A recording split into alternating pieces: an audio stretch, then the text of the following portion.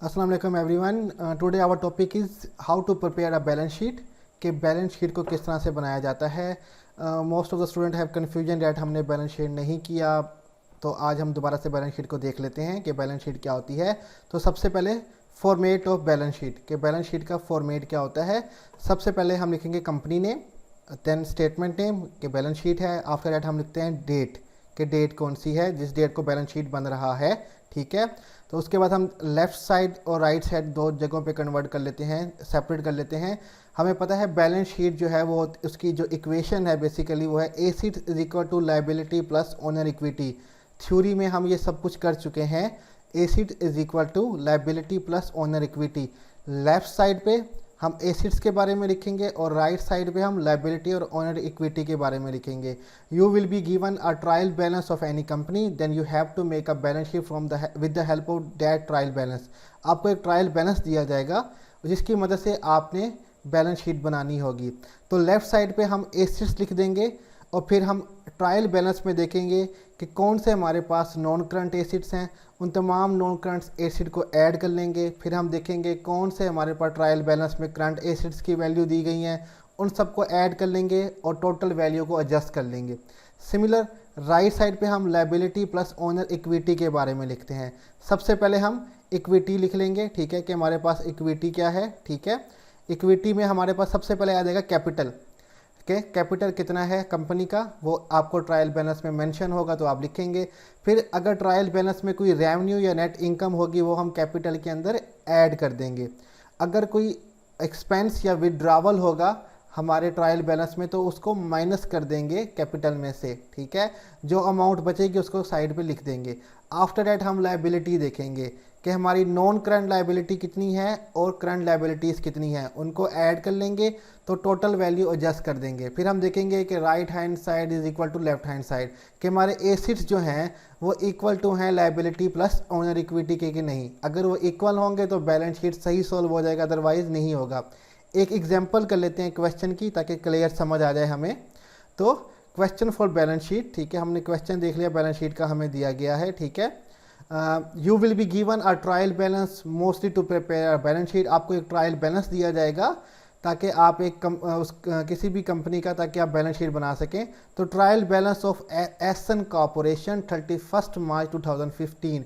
एसन corporation का हमें trial balance दिया गया है मार्च 31 2015 का, जिसमें हमारे पास ट्रांजैक्शन बताई गई हैं। बिल्डिंग 30,000 डेबिट में है, फर्नीचर 15,000 डेबिट में है, इन्वेंट्री 3,400 हमारे पास डेबिट में है, व्हीकल 4,000 डेबिट में है, बैंक कैश हमारे पास 2,300 डेबिट में है, कैपिटल 43,500 क्रेडिट में लिखा हुआ है, loan from ABC bank 10,000 credit में लिखा हुआ है, अकाउंट रिसीवेबल 2,000 डेबिट में, अकाउंट पेएबल 2,300 क्रेडिट में, नेट प्रॉफिट 8,500 लिखा हुआ है क्रेडिट में, और ड्राइंग 7,600। दोनों को जब ऐड करेंगे हम डेबिट क्रेडिट को, हमारे पास वैल्यू आएगी 74300 इक्वल टू डेबिट और क्रेडिट दोनों इक्वल हो जाएंगे।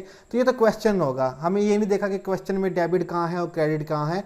हमने इस क्वेश्चन में ये देखना है कि हमारे पास एसिड्स कौन कौन से हैं, लायबिलिटी और इक्विटी ओनर इक्विटी क्या क्या है। हमने उन दोनों को इक्वल करना है with the help of this trial balance. ठीक है, अब यहाँ पे बिल्डिंग लाइक हमारे पास नॉन करंट एसिड है। अब current acid non current acid हम थ्योरी में स्टडी कर चुके हैं। नॉन करंट एसिड वो होते हैं जो कि useful life more than 1 year होती है। करंट एसिड्स वो होते हैं जिनकी यूज़फुल लाइफ 1 ईयर के अंदर अंदर होती है। सिमिलर नॉन करंट लाइबिलिटी वो लाइबिलिटीज़ होती हैं जिनको 1 साल के अंदर अंदर हम पे नहीं करते, वो वाजिबात जो हम 1 साल के ज़्यादा अरसे में पे करते हैं। और करंट लाइबिलिटीज़ वो होती हैं जो 1 साल के अंदर अंदर हम पे कर देते हैं। ये थ्योरी में देख लीजिएगा, सब स्टडी हम कर चुके हैं। आगे की तरफ चलते हैं सोल्यूशन की तरफ। उसने हमसे पूछा required prepare balance sheet for एसन कॉर्पोरेशन एट 31 मार्च 2050। हमने एसन कॉर्पोरेशन की बैलेंस शीट बनानी 31 मार्च 2015। तो फॉर्मेट के हिसाब से सबसे पहले हम लिखेंगे एसन कॉर्पोरेशन, कंपनी का नाम, सेकेंड स्टेटमेंट का नाम बैलेंस शीट, थर्ड में हम डेट 31 मार्च 2015 आ गया। अब हम लेफ्ट साइड पे लिखेंगे एसिड्स और राइट साइड पे लायबिलिटी प्लस ओनर इक्विटी। ठीक है। तो सबसे पहले हम देखेंगे हमारे पास नॉन करंट एसिड्स कौन से हैं, वो एसिड जिनका यूज़ 1 साल से ज़्यादा होता है अक्सर, ठीक है। तो सबसे पहले हमारे पास बिल्डिंग है, जो ट्रायल बैलेंस में जिसकी अमाउंट हमें दी गई थी 30,000। उसके बाद फर्नीचर था जिसकी अमाउंट थी 15,000। व्हीकल सवारी जिसकी अमाउंट थी 4,000। इन तीनों को जब ऐड किया तो हमारे पास अमाउंट आ गई 49,000 डॉलर में जो अमाउंट है वो आ गई हमारे पास। ये आपको ट्रायल बैलेंस में दिया गया है, ये देखिए बिल्डिंग, फर्नीचर और व्हीकल, ये दोनों तीनों आपके नॉन करंट एसिड कहलाते हैं। उसके बाद हम करंट एसिड देखेंगे। इन्वेंट्री कहते हैं लिस्ट ऑफ आइटम, प्रोडक्ट और services which company sell out, ठीक है। वो आपकी विद इन 1 ईयर में यूज़ हो जाती है, डेट इज़ वाई उसको हम करंट एसिड में लिखेंगे, जिसकी वैल्यू है 3,400। अकाउंट रिसीवेबल, ये वो अमाउंट होती है जो हमने रिसीव करनी होती है विद इन 1 ईयर, वो है 2,000। बैंक कैश, जो हमारे बैंक में कैश पड़ा है वो है 2,300। जब इन तीनों को ऐड करेंगे तो हमारे पास अमाउंट आएगी 7,700। तो non current liability, non current assets और करंट एसिड को जब दोनों को ऐड करेंगे तो अमाउंट हमारे पास आ जाएगी 56,700। तो लेफ्ट हैंड साइड जो है हमारे पास एसिड्स की वो कंप्लीट हो गई। अब हमने देखना है equal to liability plus owner equity. तो सबसे पहले हम इक्विटी लिखते हैं। इक्विटी में हम लिखेंगे कैपिटल हमें मेंशन है 43,500, वो हमने लिख दिया। उसके बाद हमें देखा कि हमारे पास कोई रेवेन्यू या नेट प्रॉफिट तो नहीं था, नेट प्रॉफिट लिखा हुआ था वो था 8,500, वो हमने ऐड कर दिया तो वो बन गया 52,000। उसके बाद हमने देखा हमारे पास ड्राइंग, कंपनी के मालिक ने कुछ पैसे निकाल लिए होंगे, वो है 7,600, जिसको हमने सब्ट्रैक्ट करना है कैपिटल में से, तो हमारे पास बच जाएगा इक्विटी जो हमारे पास बच जाएगी वो होगी 44,400, ठीक है। ये हमारे पास हमारी इक्विटी आ गई। अब हम देखेंगे हमारे पास लायबिलिटी कौन कौन सी हैं। सबसे पहले हम जैसे हमने नॉन करंट एसिड देखे थे वैसे ही नॉन करंट लायबिलिटी देखेंगे। तो हमारे पास लोन फ्रॉम एबीसी बैंक, जब हम लोन लेते हैं बैंक से वो यूजली 1 साल के अंदर पे नहीं किया जाता, उसको ज़्यादा अरसे में पे किया जाता है, that is why loan from ABC bank is non current liability. तो इसको हम लिख देंगे नॉन करंट लायबिलिटी के अंदर।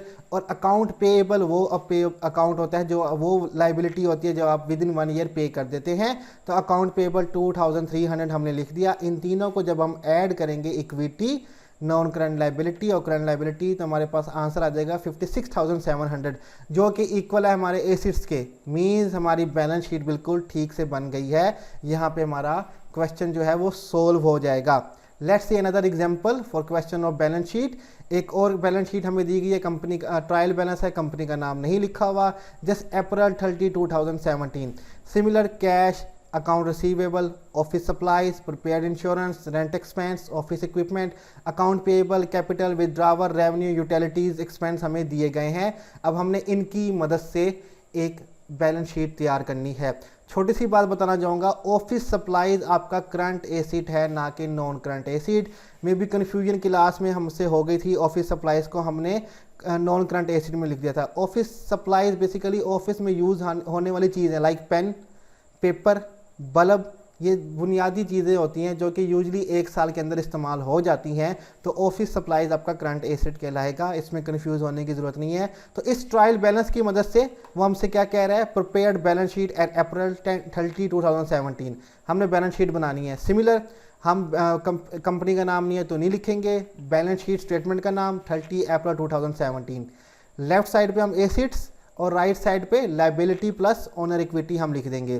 तो सबसे पहले हम एसिड्स में जाके देखेंगे हमारे पास नॉन करंट एसिड कौन कौन से हैं।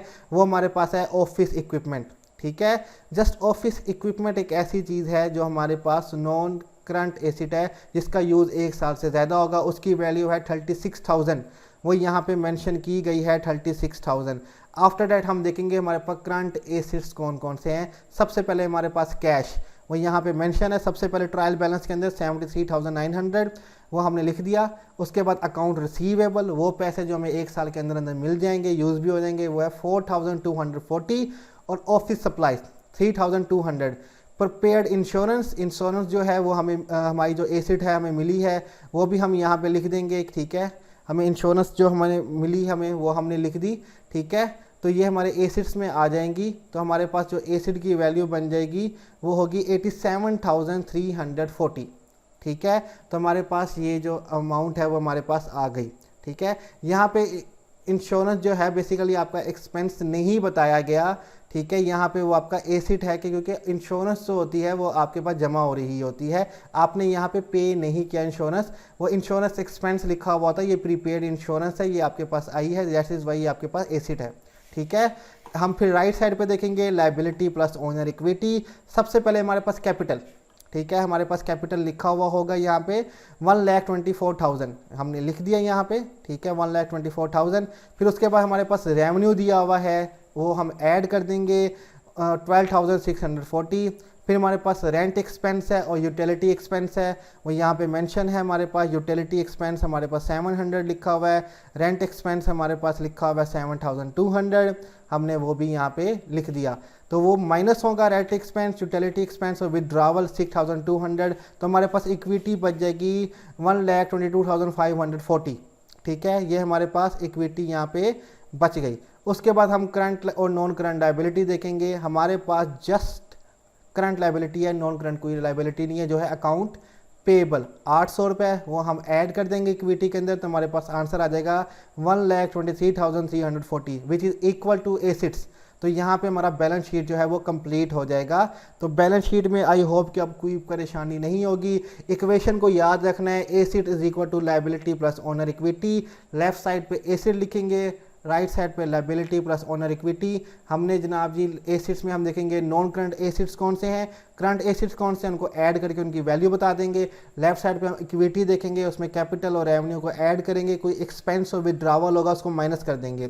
फिर हम लाइबिलिटी देखेंगे, नॉन करंट और करंट, उसको इक्विटी में ऐड कर देंगे जो एसिड्स के बराबर आ जाएगी, और यहाँ पे हमारा बोथ साइड इक्वल हो जाएंगे और हमारा आंसर जो है वो सोल्व हो जाएगा, ठीक है। इसके बाद भी कोई कन्फ्यूजन हो तो मुझसे पूछ सकते हो, कमेंट में भी पूछ सकते हो, व्हाट्सएप भी कर सकते हो। तो यहाँ पे हम अपना लेक्चर ख़त्म करते हैं। अल्लाह हाफिज़।